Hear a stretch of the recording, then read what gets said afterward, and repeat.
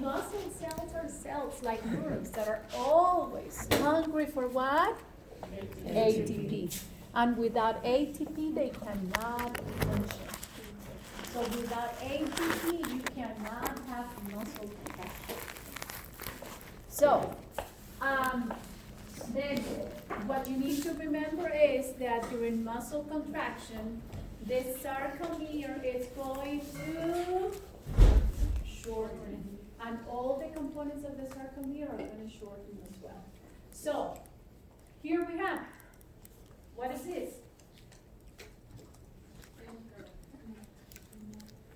What is that? A what? That's too general. If you say myofilament, that's too general. A thin myofilament, also known as what? Actin myofilament, right? Composed of these proteins, these globular proteins that we call actin, right? That they are going to be forming a double chain. Do you see it right there?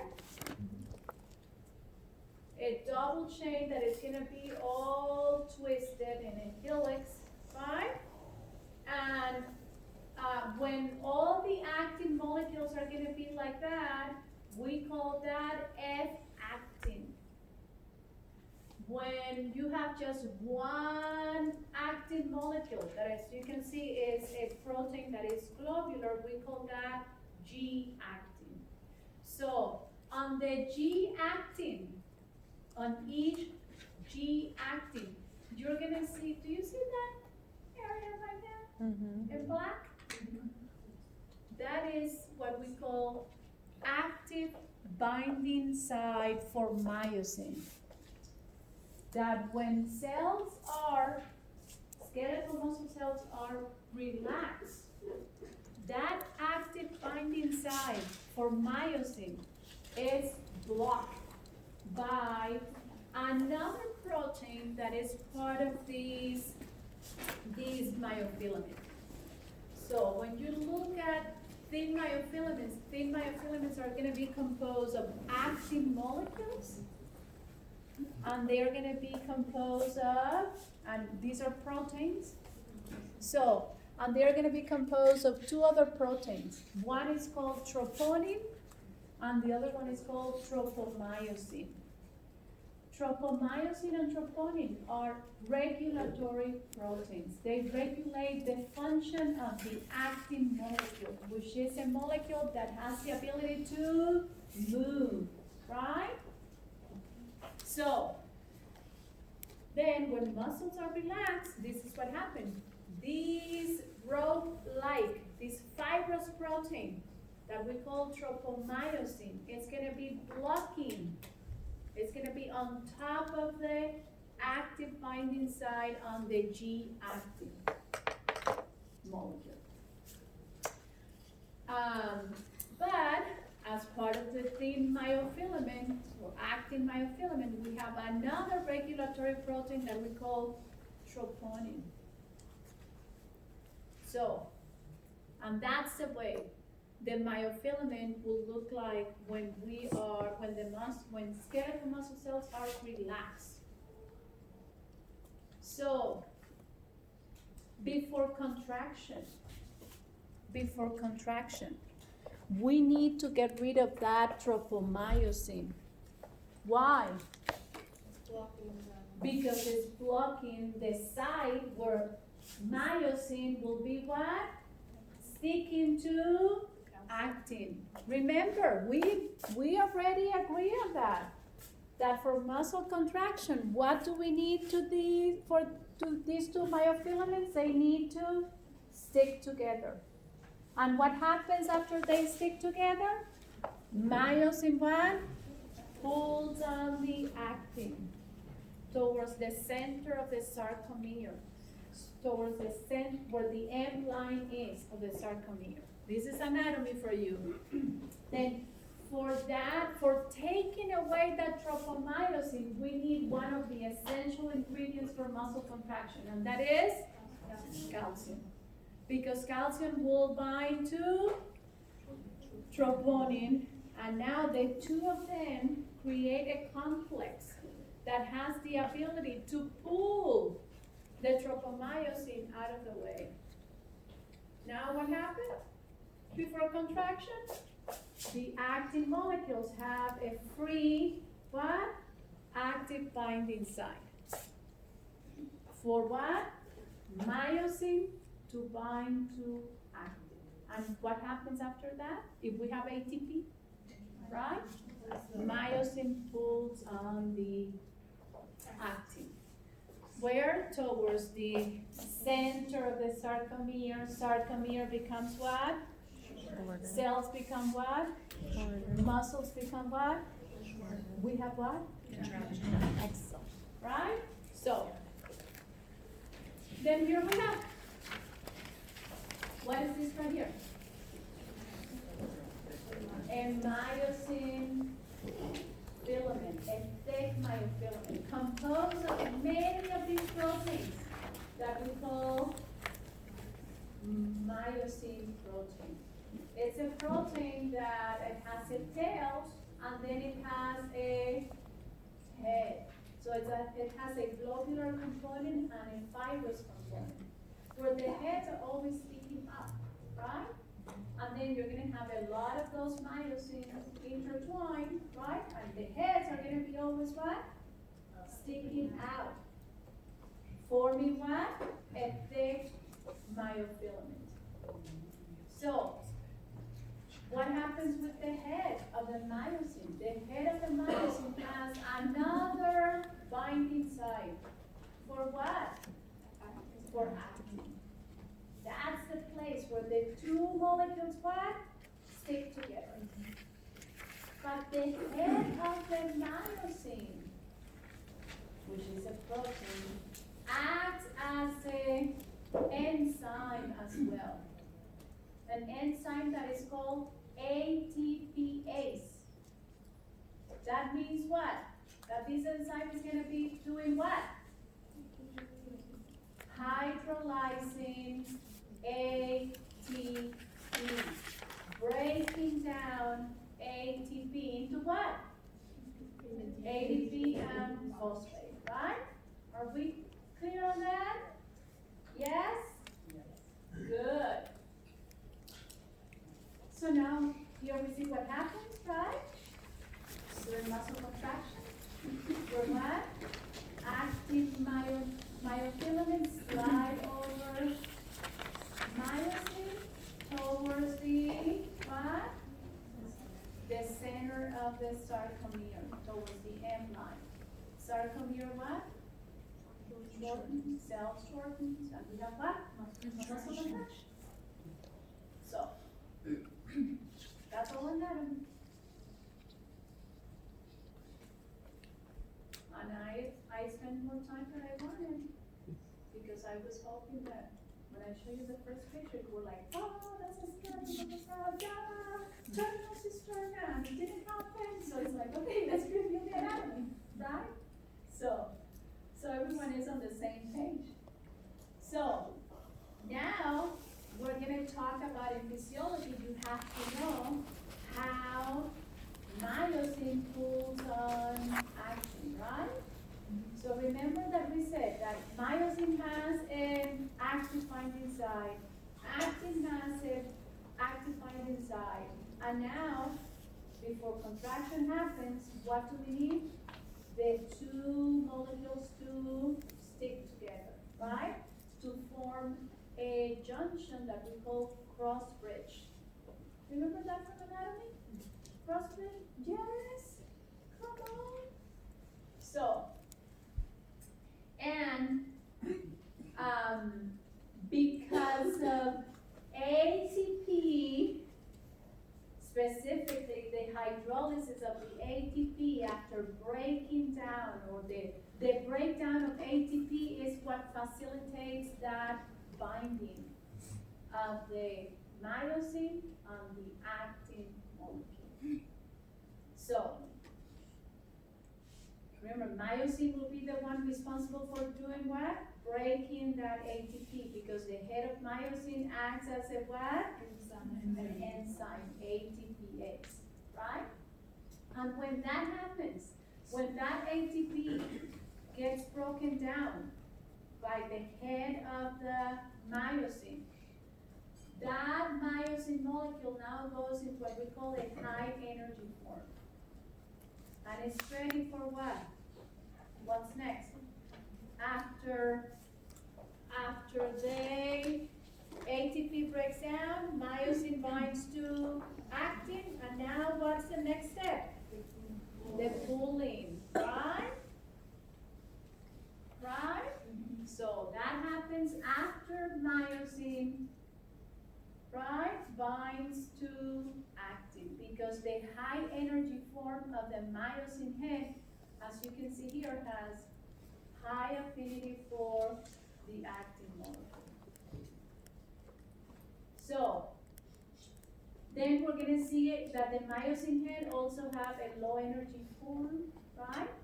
That is, when a new ATP, after the pooling, a new ATP comes in and binds the myosin head. And now that makes the myosin head to detach from the actin. And what's going to happen to that ATP? It's going to what? Get hydrolyzed. And now that myosin head goes back to the high energy form to be ready to bind to another actin molecule. And the cycle will go again and again and again as soon as we have what? As long as we have what? Stimulation from a motor somatic neuron. As long as we have, and because of that, we're going to have what? Calcium in the cytosol. And as long as we have what? ATP. Right? And this is what we call the cross-bridge cycle that explains how muscle contraction happens. Right? And that's what you have right here, that you have to know it really well.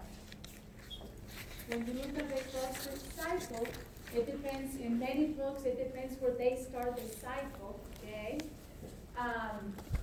You're going to see that it's a cycle that where different actions are going to get repeated and repeated and repeated as long as we have those three ingredients. And we're going to start with, I will start with this one, attach. And that happens when? When? Remember, high energy form, high affinity for actin. So that happens when? After the hydrolysis of ATP, right? By the myosin head. So now myosin what? Attaches to actin. So now that ATP, you see it right here, has been what? Hydrolyzed. So now, what is the next stage? Pull. We call it power stroke, right? The power stroke. That before the power stroke begins, and here that what happens is that conformational changes happening in the head of that myosin that allows that head of the myosin to swivel, right? To do the power stroke. So at the beginning of the power stroke, the phosphate gets released, right? Then power stroke happens, and at the end of that power stroke, the pooling, what happens? ADP gets released. And then we go into a stage that we call rigor, that lasts just a few milliseconds, where the myosin head, after pulling the actin, keeps stuck to that actin, the actin that it just pulled. Until what? A new ATP comes in.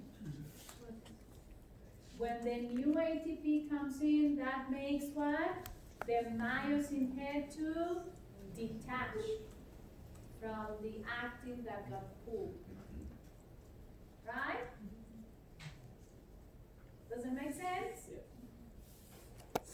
find out what happens with that ATP. It gets hydrolyzed, and then we have the reset where now the myosin head goes into what? From low energy into what? High energy. To get ready for what? Power stroke again, right? Yes? Question. So is it always just like waiting in like the high energy state, or does it wait until like does the ATP just like stay attached to it and then it gets hydrolyzed and then Yeah, it does its that's thing? the high, when it gets hydrolyzed, that's a high energy state. Okay, so When the ATP is bound to it, without just the ATP, that's the low energy. okay. What makes the low too high is the hydrolysis of ATP, right? And then, so that will happen constantly, right? As long as we have what?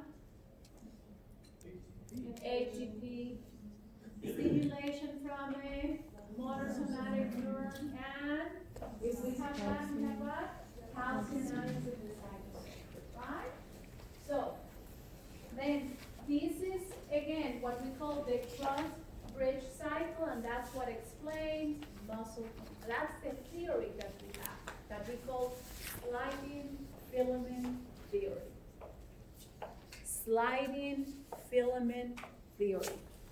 So, and look, I want you to pay attention to this right here. Right? Record. So, think about when you are dead. Right? It sounds like what? Right? Rigor mortis, right? And this is what happens when you die. That after a few hours, so your muscles are relaxed, but then after a few hours they won't. And the reason why is because myosin is what? Stop to be acting. And it's not getting separated because you are dead. Because your mitochondria are not producing any more ATP. And then until all of these problems start to disintegrate, it's when then your muscles again will relax after a few hours of you being dead, right? So that's what happens. That's the explanation for rigor mortis. That it gets, that cycle gets stuck here. Until again, you die. After you die, all of these proteins start to disintegrate, go away, because that's life, right? So, or death. So then the cycle is like this: attach, full power stroke, rigor. Then we have detach or release, and then we have reset. And it always goes like that. Do you think you can write an essay about it? Yes, it's beautiful. Right? What is going on? So then, here we have, now we're going to talk about muscle contraction, and here we have what muscle contraction is all about, that tension created by the shortening of muscle cells that will be moving or resisting a load, right? And that contraction requires energy, we already know that, right? And not only energy, but calcium and what? Stimulation from a motor neuron, right? So, and then after contraction, we have what? Relaxation. So, and everything that we are going to be talking about now relates to muscle contraction is an event composed of different phases, right? And you need to know, you have to know that, again, the muscle contraction relaxation a cycle of a muscle cell consists of these main 4 phases. The first one is called excitation. Then we have, after excitation, we have excitation contraction coupling. After that, we have contraction per se. And after contraction, we have what? Relaxation. So, this is what happens in the excitation phase, right? Remember, you have to remember the neuromuscular junction again, right? And what do we need? An action potential. Traveling down from the axon hillock of the motor somatic neuron. Yes or no? Yes. In traveling out. In one direction. How? How? How? Like this? Or like this? Jumping, right? So saltatory conduction of that action potential. Yes or no? Yes. Because let me tell you something. The axon of motor somatic neurons are always myelinated. Right? So, they're actually classified as a type A type of axon, which is the axons that are going to be conducting signals that fastest. Right? So, and once now that action potential arrives to the synaptic bulb, you already know the story, right? It opens what? Voltage gated calcium channels on the membrane of the synaptic bulb. What happened now with calcium ions? They move into the inside of the synaptic bulb and they allowed what? The attachment of what? Synaptic vesicles into the synaptic membrane. And as a result of that, by exocytosis, what? Acetylcholine gets released. And you could say with certainty acetylcholine because let me tell you something. Motor somatic neurons only produce one type of neurotransmitter. And that is what? Acetylcholine, right? Now that acetylcholine is going to be interacting with what?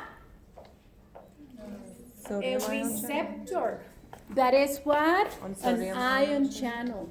What type of, remember all the type of receptors we have? And they are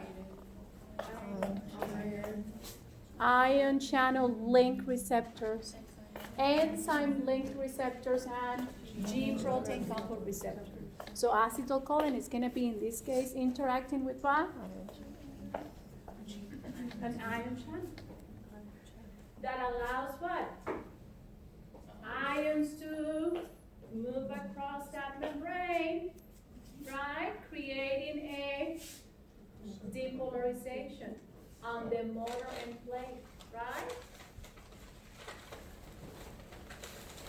These receptors, remember, are going to be called what? Specifically. If they are sensitive to acetylcholine, we call them what? Cholinergic receptors. But how many types of cholinergic receptors we have? Two, and they are nicotinic and muscarinic, right? These type of receptors are what? Nicotinic. Nicotinic what? How many types of nicotinic receptors we have? Two, and they are what? N and M. This one would be what? A nicotinic M receptor, right? Because M for what? Excellent. Yes? This picture is a little confusing where the acetylcholine is connected with the acetylcholinesterase. Yeah, this is an enzyme. After acetylcholine binds to receptors, then acetylcholine binds to an enzyme. So motor and plate. Okay, goes through the channel and then to the. Yeah, and then it gets broken down. These are And nicotinic then after it gets receptors. broken Yeah, down, those byproducts are Because the used acetylcholine by binds the onto neuron that. to produce more acetylcholine. So it's a recycling center right there. So that's okay. So now do you know what is the name of this potential that gets created here? Action potential. end plate potential. Remember we talked about that last Monday? Yes? And that's a greater potential that now travels to the membrane, the plasma membrane, the sarcolemma that is not in contact with the synapses, right? And now, right there on the membrane, you have voltage-gated what? Sodium channels. And now, the rest of the plasma membrane of a cell, guess what? Depolarized, because sodium goes inside the cell again, right? And the entire plasma membrane gets depolarized. Now what happens to that depolarization? That action potential travels on the plasma membrane because muscle cells have the ability to not only get excited like neurons, but they have the ability to conduct an electrical signal. So that electrical signal now travels on the plasma membrane, and what happens in the plasma membrane? What happens with the plasma membrane of skeletal muscle cells?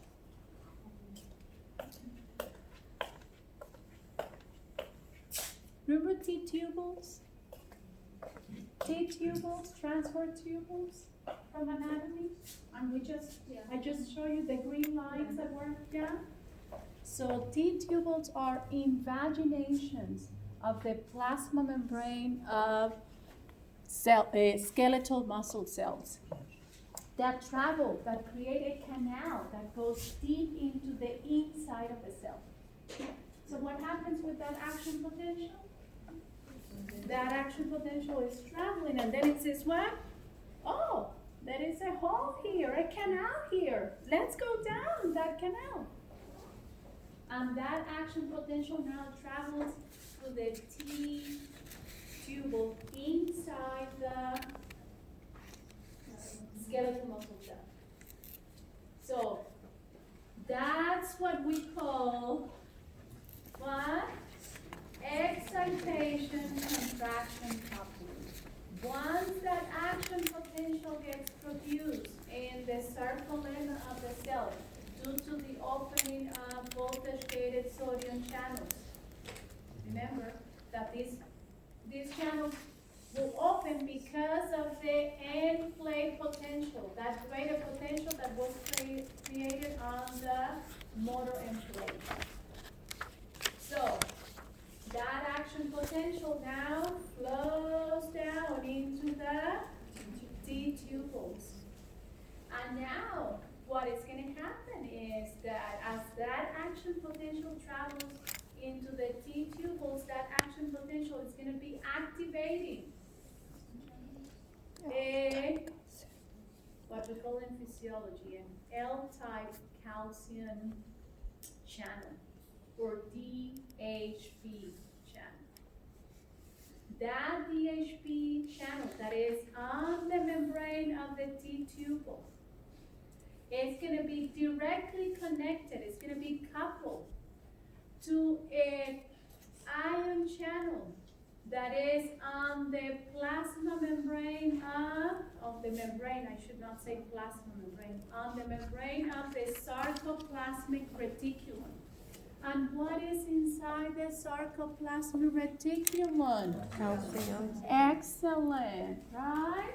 So now that ryanodine calcium channel on the plasma, on the membrane of the sarcoplasmic reticulum allows what?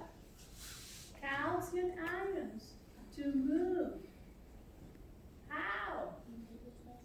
From high concentration to what? Low concentration, which is what? The cytosol. Now what happens when calcium is available?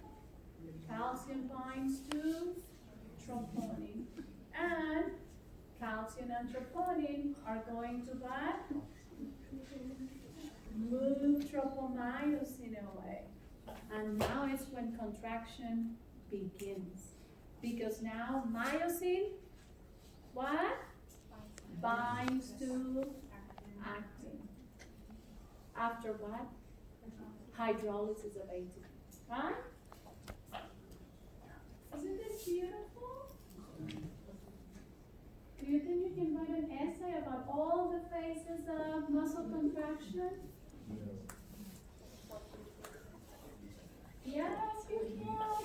And here we see the T tubule right here, where the DHP voltage-gated calcium channel is, that is coupled with what? Gets activated, and that because of the depolarization that is happening, right? And that depolarization activates what? Ryanodine calcium channels that are located where? On the membrane of the sarcoplasmic reticulum. Now you have what? An impulse, right? Out, going away from the sarcoplasmic reticulum into the cytosol. That is the excitation contraction coupling stage. And here we have why calcium is important, right? Because calcium is going to be binding to what? Troponin, and pulling what? Tropomyosin out of the way. To allow what? Myosin to bind to actin. And that's what muscle contraction does. So, in skeletal muscle cells, calcium is only coming from one source, and that is from inside the sarcoplasmic reticulum. When we look at other muscle cells, calcium is maybe coming from different sources. It can come from outside the cell or from the sarcoplasmic reticulum. Yes? So is it getting into the sarcoplasmic reticulum through sodium ion or sodium pumps? Yeah. Calcium. During relaxation, what you want is that calcium not to be in the cytosols. Because as long as you have calcium in the cytosols, you're gonna have what? Contraction. So during relaxation, because you don't have the activation of the DHP and ryanodine, because you don't have an electrical signal anymore, because the neuron is not stimulating the muscle, right? Then whatever calcium is in the cytosol, it gets taken back into the sarcoplasmic reticulum by what? Calcium pumps that are on the membrane of the sarcoplasmic reticulum.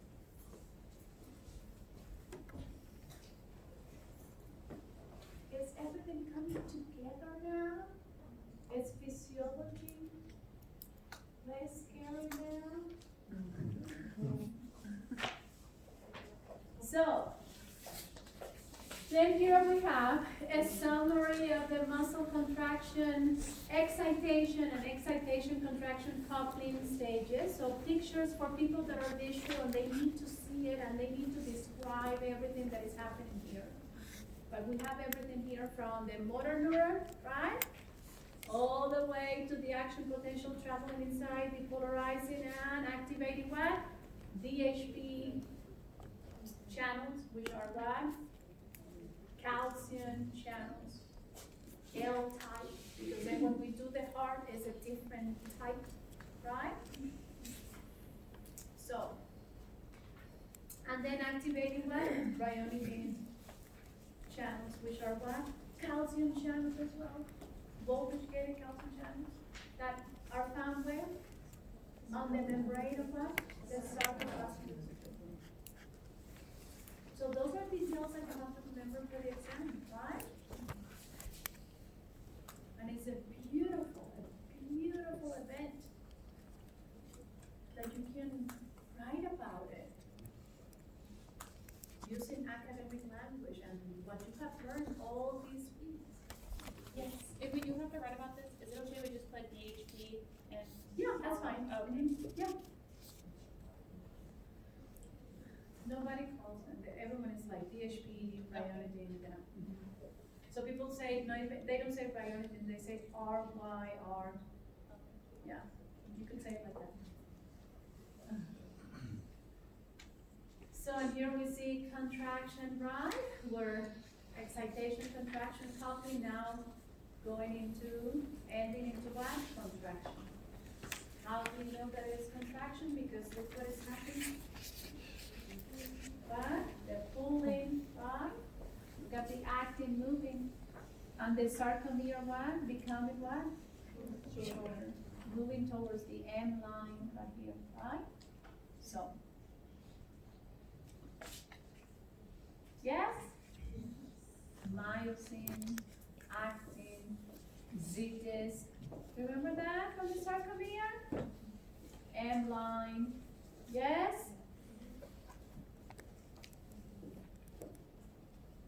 You need to study. So, now at the end of contraction, what happens? Relaxation. And this is the way relaxation happens. The sarcoplasmic reticulum, right, has what? Calcium pumps. Remember, these are like sodium potassium pumps. What type of transport are you going to see here? Active, primary active transport, right? And these pumps need what? ATP, right? You see how ATP is so essential for muscle contraction, right? So, that calcium then moves what? That, those pumps move what? Calcium ions from the cytosol back into the sarcoplasmic reticulum. If we don't have any calcium, a low cytosolic calcium, right? Tropomyosin says, I'm going back. To do what? To do what? To block, right? The actin mode. The active binding site for myosin and the active mode, right? Then myosin cannot bind. Then muscle will be what? Relaxed. So, any questions? Cross bridge, remember, is the link, right, between actin and myosin. And because it gets blocked, then that myosin and actin lose that junction between them. That we call cross bridge. Relaxation. Yes, this might be a weird question, but like if you get tension in your shoulders and then somebody rubs it, it relaxes. Is that touch actually helping to move those ions? Or is it more of a conscious thing? And it's more of a conscious Okay, thing. yeah. Alright. Because your muscle is relaxed. If you're not moving, your muscle is relaxed. It's just that your muscle is not completely relaxed. Right. It's always, you always have a muscle tone, Mm-hmm. right? Right. And that's what your hands help to. Exactly. So, then, here we have what in physiology we call the typical response of a skeletal muscle. So one cycle, one entire cycle of contraction and relaxation of a skeletal muscle cell, we call it a twitch. So, does it make sense, the definition of a twitch? One, a single stimulus that produces a contraction relaxation cycle, just one, right? And an event that, again, once the action potential gets generated, right, we cannot turn this back. Contraction will happen, right? That the tension of the muscle or the skeletal cell will depend on the length of the sarcomere, okay? And that twitch will not represent, okay, the maximum force of that muscle, right? And again, as if you keep producing more action potentials, if that cell keeps stimulated, then you're gonna be increasing the rate of the action potential, and you will have twitches happening, contraction cycles of contraction relaxation happening, more twitches and twitches and twitches. So on here we have just an entire cycle of what? Contraction, and here we go into what? Relaxation. Contraction is going to be composed of what? Depolarization, and then we have what? What is right here? Repolarization. Repolarization, and right here we have what? Relaxation. So, remember, an action potential is composed of different phases, right? Remember? And we have what? Repolarization, depolarization, repolarization, hyperpolarization, right? So this is what you see right here. Just skeletal muscles have, the action potential of skeletal muscles have what? What is this? Depolarization, and here we have what? Repolarization. And then we have relaxation. Until a new stimulus comes in, and then we have another twitch, which is just that entire. So here we have same idea now with colors, so you can see it bigger, better, right? So these are the three phases actually of a twitch, and the entire cycle of contraction and relaxation that happens to one skeletal muscle cell. Right? Remember that a muscle is composed of thousands of these cells. If all of these cells are contracting, then the muscle contracts, right? So, then here we have the stimulus. Then we have this period right here where we have no depolarization because this is where calcium, the excitation contraction coupling is happening right here. Because remember, we need to have what? Calcium. And calcium needs to be what? Released from the sarcoplasmic reticulum. Once we have calcium, then we have what? Contraction. And contraction is composed of what? The depolarization, right? And then we go into the relaxation when the cell is getting repolarized. And that's the end of that cycle. Contraction and relaxations. So here we have the explanation of all of these phases, okay?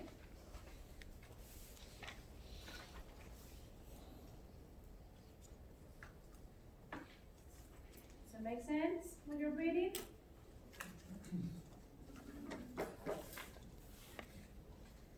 So we have a delay, right? Because that's where the excitation contraction coupling is happening. And the calcium is binding to troponin. And now calcium is pulling back tropomyosin out of the way to have what now? Contraction.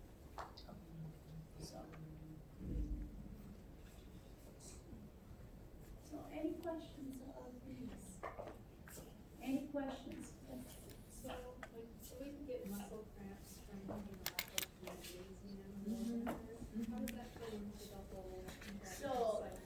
this is just a contraction cycle, but what happens is that contractions then have different ways to react, and you can have a sustained contraction, and that's what we call spasm. No. And then we That's the repolarization. We don't have hyperpolarization over here. We just get anti-relaxation, So this would be then in terms repolarization. of the twitches, Yeah, you have to know repolarization. that we have two types of contractions. One is called isometric contraction, twitch contraction, and then we have one that is called isotonic. So that you have to know the differences between them, okay? And again, here the length of the muscle stays the same, okay?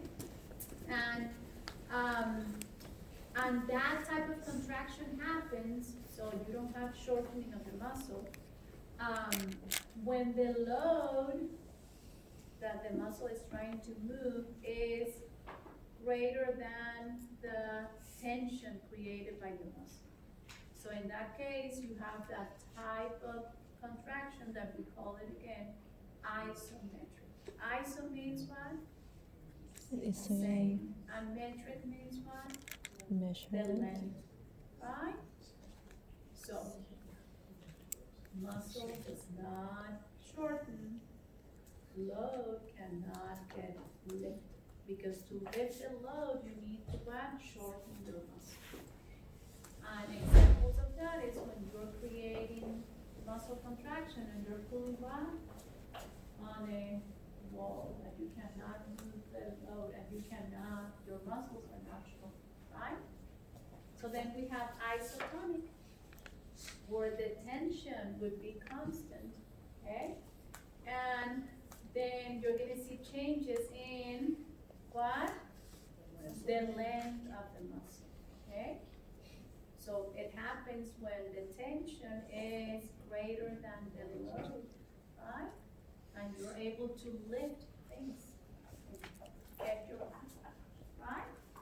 So, and as a result of that, the load gets lifted when the muscle shortens. So, we call that isotonic, because the tension of the muscle is constant, but the length of the muscle is not. So, and for example, this is what happens when you're trying to do that in your physiology book, right? You're lifting a load. You're picking up your backpack on the floor. So muscles that are able to execute that are doing this type of contractions. So you have to know for the exam, right? And here we have the examples of pictures again of the isometric contraction versus the what? Isotonic.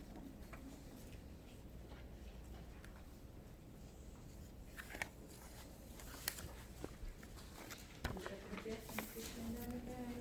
Here the muscle one cannot lift the load because the length stays the same.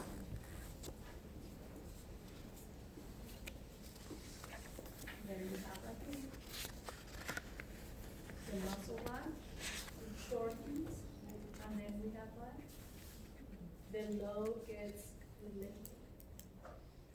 We call that an isotonic contraction.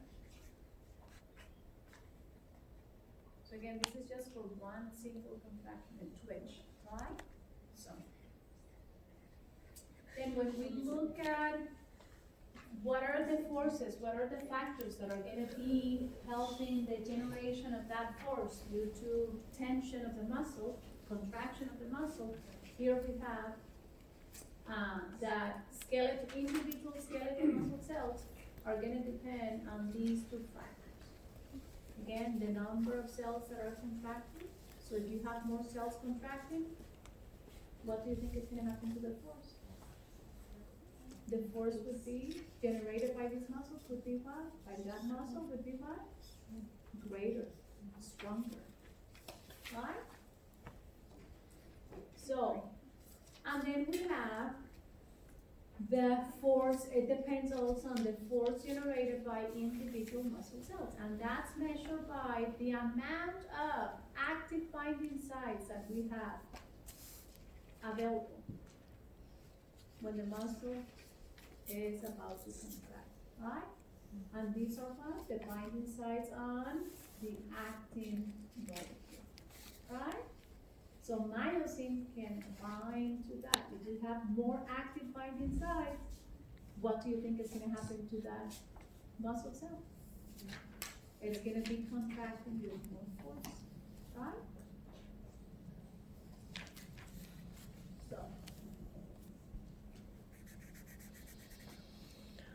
So then you have more active binding site, more myosin would be available to bind to actin, then you have more active cross bridges. Remember, what is a cross bridge? No, the binding. Between what and what? Myosin to actin. And if you have more of these active cross bridges, you have what? More force, more strength. Yeah. Yes. So when somebody who maybe bodybuilds, Mm-hmm. are they? That's what they do. Are they That's what creating they more do. myocytes then? So what happens is that the myofibers get thicker, so it creates more myosin heads that are gonna be available for binding. Yeah. Mhm. That's what happens. And as a result of that, they have more what? More binding sites, more Mhm. spores. More force. Okay. And they can lift more than a person. She might have atrophy or something. Yeah. Mhm. Or just a normal person, right? So now, you have to know that again, the force generated by each individual, so the first one that the first factor that we saw here, then also depends on other factors. And those factors are gonna be, like this one, it's very easy, right? The diameter, right, of the muscle fiber, right? If the muscle fiber is thicker, it has more what? More myofilaments, right? Then it has more actins, more myosin. If you have more actins and myosin molecules, you have what? More possible what? Binding sites for cross bridges. More cross bridges are going to form, then you have more force. Yes? Is the only way to get more is through exercise? Exercise is the best way to get, so, yeah. Yep. And some people are born like that, like you have blue eyes, dark hair, some people have qualities in their muscle cells that allow them to have a great force, right? When they contract their muscles, they have strength, right? Others that it doesn't matter what you do, you don't have that strength, okay? It's just the way you're built, right? So then, the frequency of the stimulation, if you have a stimulation, if you stimulate those cells more and more, you're gonna have more force, right? And then we have here the changes that happen in the fiber length at the beginning of the contraction. All muscle cells have an optimal length for contraction, and when you disrupt that is too short or above that optimal length, then that's gonna be affecting the force of the contraction, the movement of the sarcomere, and that will affect, in a negative way, the force generated by that cell. So, and here we have different types of the way your muscles respond to a high frequency of stimulus. Remember, that's one of the factors that we have. So the way your muscle responds, if you have a lot of one stimulus, you're gonna have what? One twitch, right? But if you have several stimulus, then you're gonna have what? Several twitches, right? That we're gonna be summing them, okay? And there is a way that your muscles respond, for example, where you're gonna have muscle contractions that happen in a staircase arrangement that we call, so when you have these type of contractions where you barely have any time for relaxation, we call that stiffness.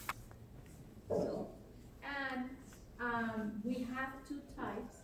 One where the muscle partially relaxes and then goes again, and partially relax and goes again, another stimulus generated action potential until it goes into these constant tension. We call that an incomplete tetanus or stiffness. And then we have another way that your muscles react when you have an increase in the frequency of the stimulus, is that the muscle starts to contract and then it stay contracted until the stimulus what? Ends. And even you keep stimulating the muscle, and the muscle gets to a point that it gets what? Tired of contracting. And then it goes into what? Fatigue. That even if you're trying to stimulate the muscle will not respond.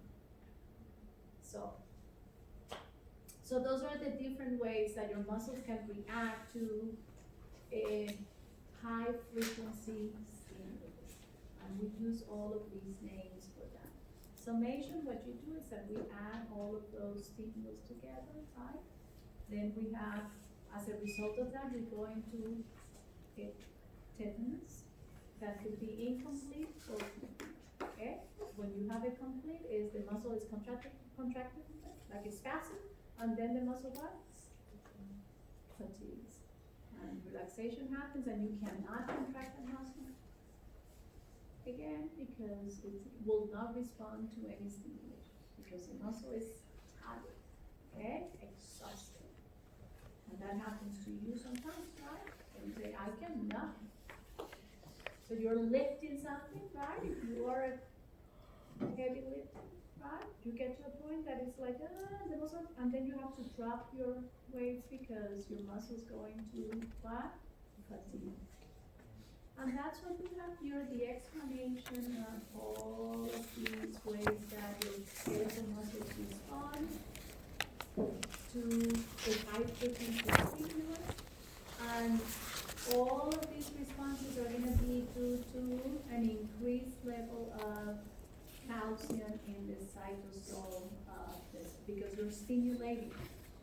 And if you stimulate the muscle, what's going to happen? Calcium is going to be moving away from the sarcoplasmic reticulum into the cytosol. And as long as you have calcium, right, and the stimulus and ATP, the muscle is going to be contracted, right?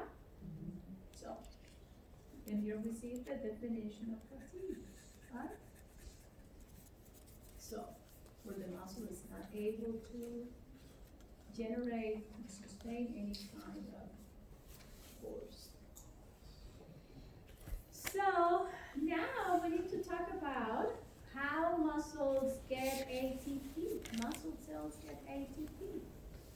And why ATP is important, you already know this.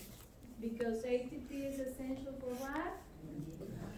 The cross-bridge cycle, right? ATP is then essential also for what? Relaxation.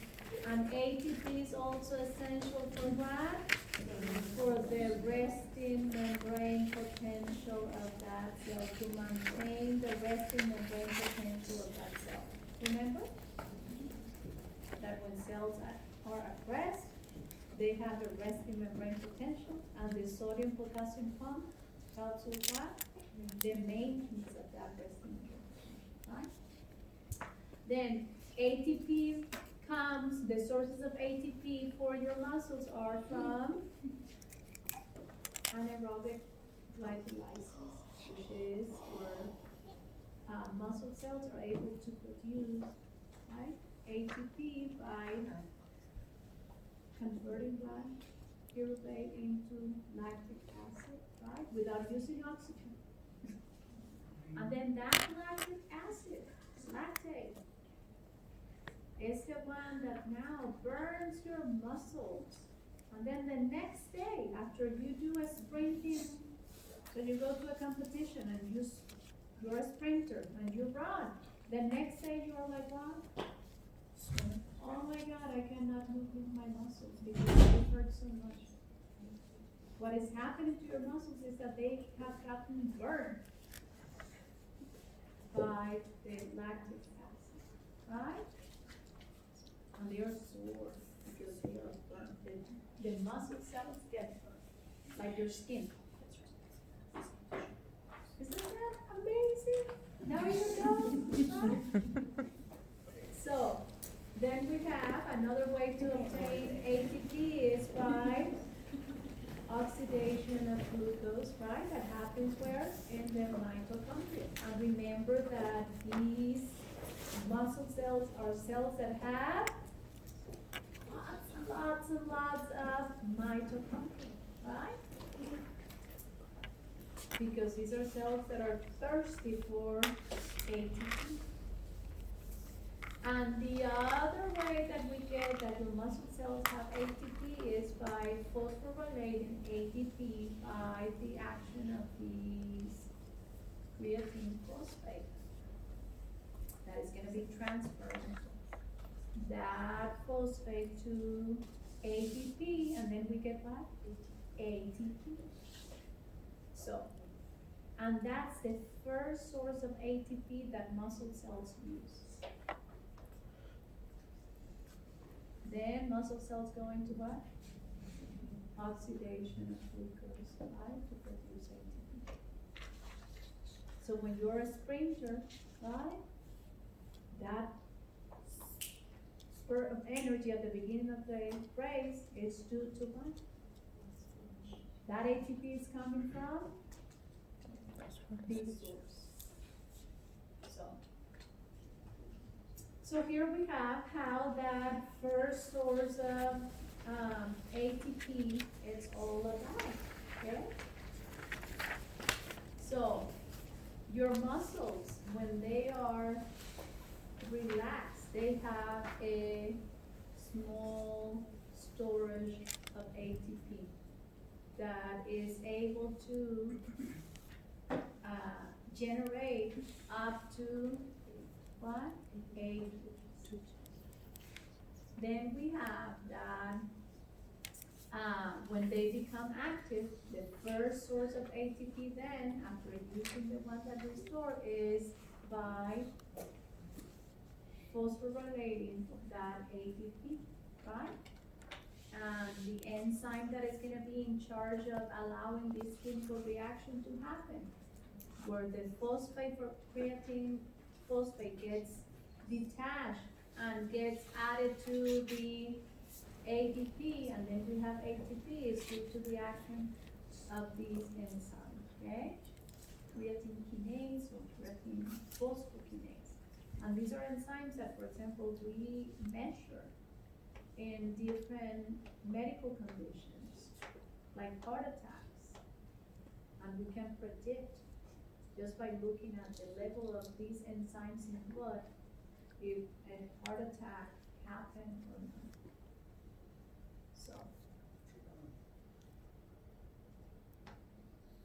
So, as you can see, the importance of this mechanism is that it can supply up to 5 times the quantity of that resting ATP that we need for initiating muscle contraction. This is the first source, right?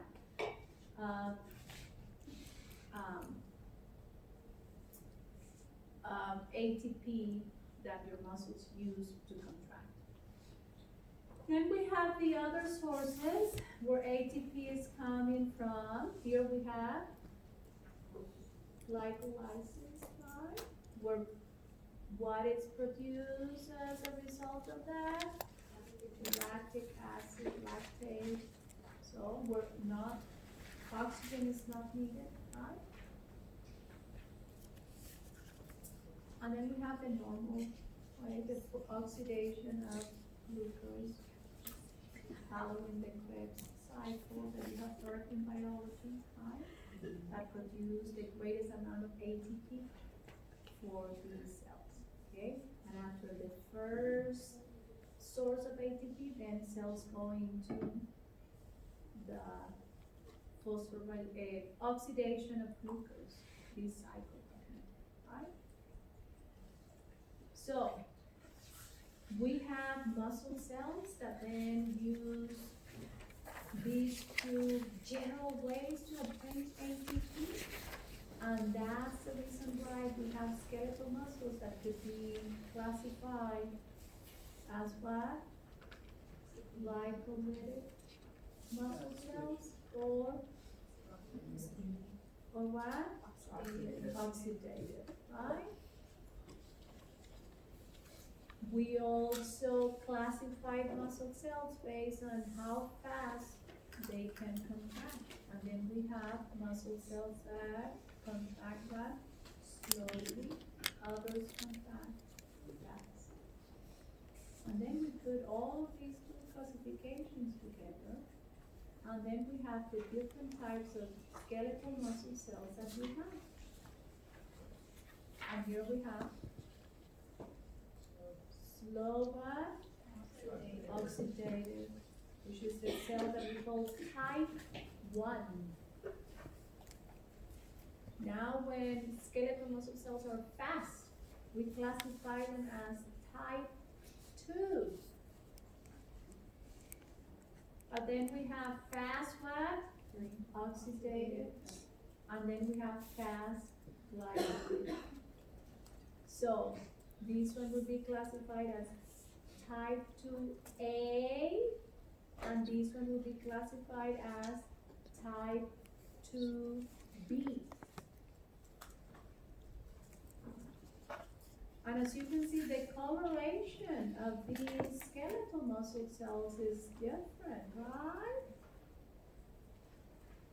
This one that use oxidation, right, to produce ATP will have a pigment inside the cells, have a pigment that is called myoglobin that gives a red coloration to these skeletal muscle cells.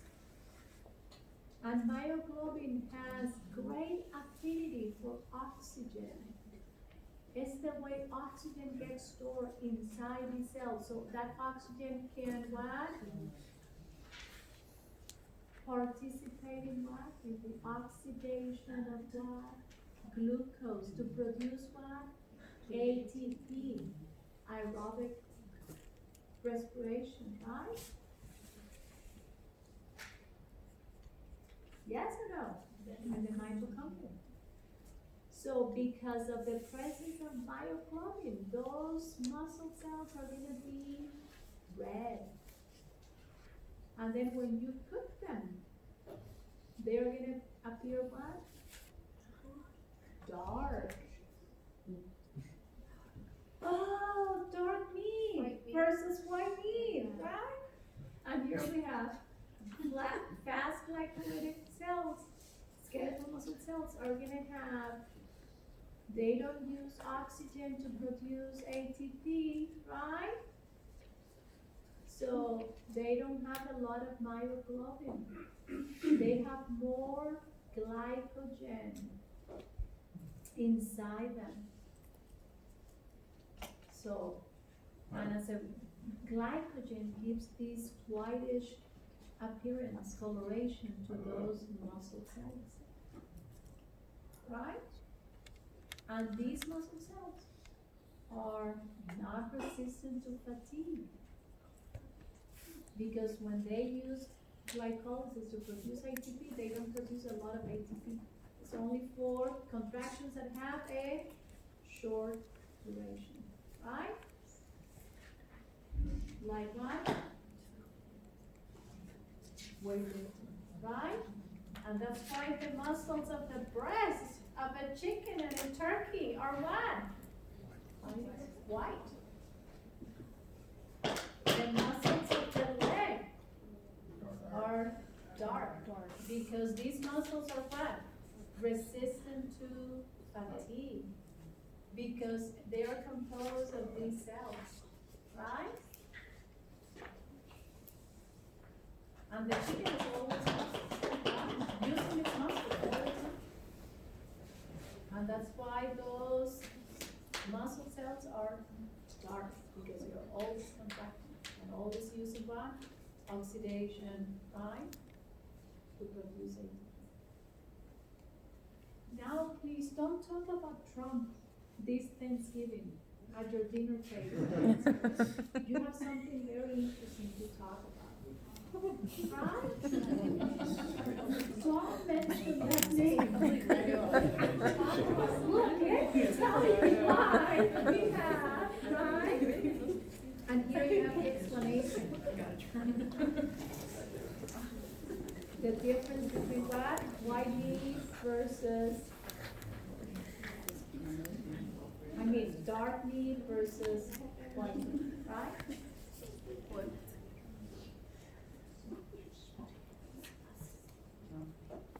So I will ask you questions about it, right? And here we have different people, inactive people and active people, the percentage of these muscle fibers they have. Look at a couch potato. I think the couch potato is right here.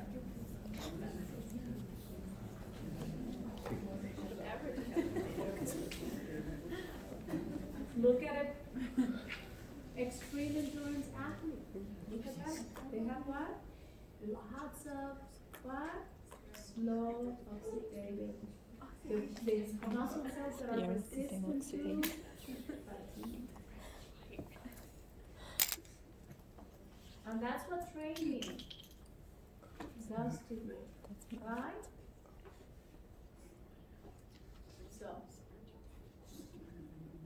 So we're gonna finish the rest of the lecture on that on Monday when we do muscle contractions. We have it